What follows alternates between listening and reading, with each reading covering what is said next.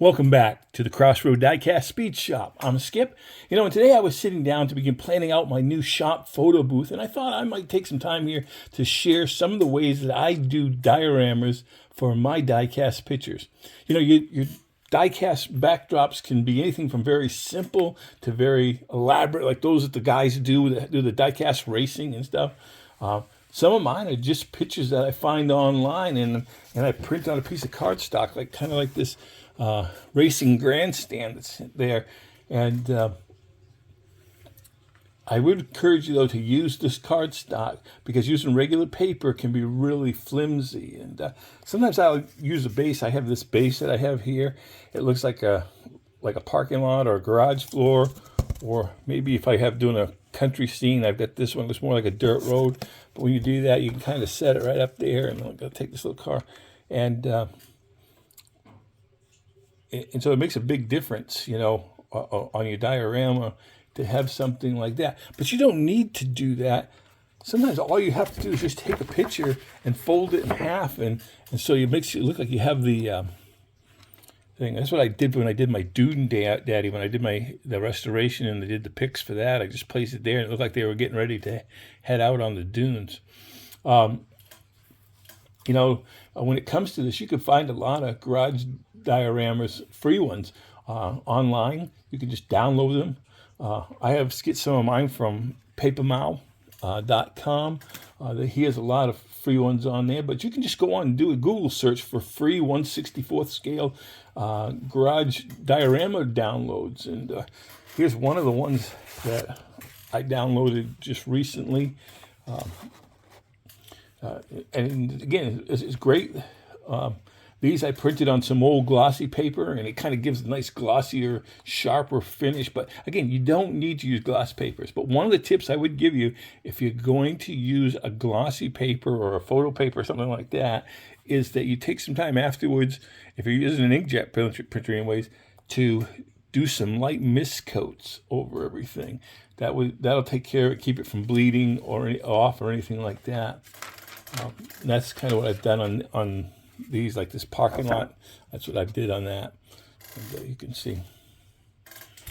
And when you do print, whether you do it on cardstock or on photo paper, make sure that you set the printer on high quality setting. Don't set it just on a regular printing setting, because when you do that, especially on cardstock, you're going to have a picture that's kind of more faded out. Like this post-apocalyptic picture is kind of faded out in comparison to how sharp the lines are on the garage that's right here.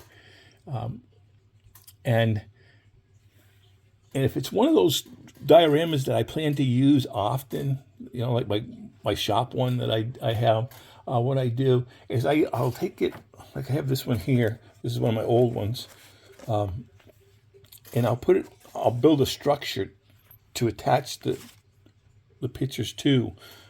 Here you can see this one is this foam board that I've glued them to.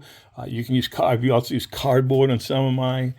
They both work really well. Use a hot glue gun, just stick the thing, make the frame and stuff, and then glue the images onto the framework.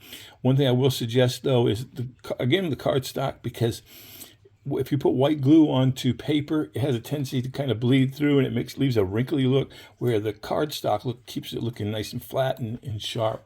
If you use that, it'll also do the same thing if you use like a spray adhesive.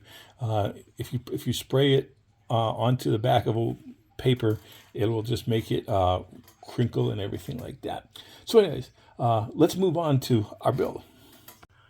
Okay, well, we've got the pieces for the framework for our shop. Here are the pieces for the sides and the back. And up here is the piece for the floor. And then we have the pieces that will go on the inside for the floor there.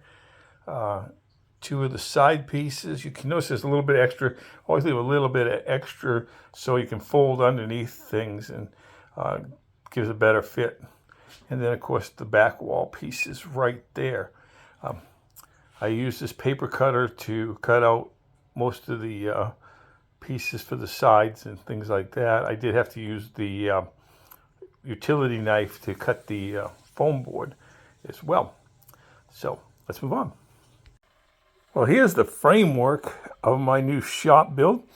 You can also see what I did is I put a little hole in the floor. I lifted the floor up just a little bit, and what I did is I could put my turntable underneath the garage floor.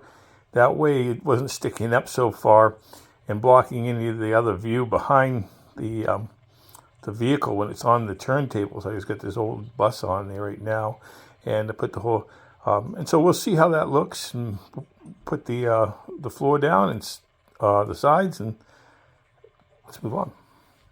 One thing I'm doing here is by taking my X-Acto knife and taking the back of it, on this, especially on the heavier paper or photo paper, take the back of it, take a straight edge, and just score very lightly along that edge, and that should make it a lot easier to fold up with the straight edge. And you can see I did that here on the walls as well, where there was. And welcome back. And here is the new Crossroad Diecast photo booth. Again, just did a showroom area over here, and I used some white glue, and so I got a little bit of bubbles in the walls on the side, but not too bad. The back, in the floor, I used adhesive, so I recommend using the adhesive spray when you can. And then I got the workshop area over there.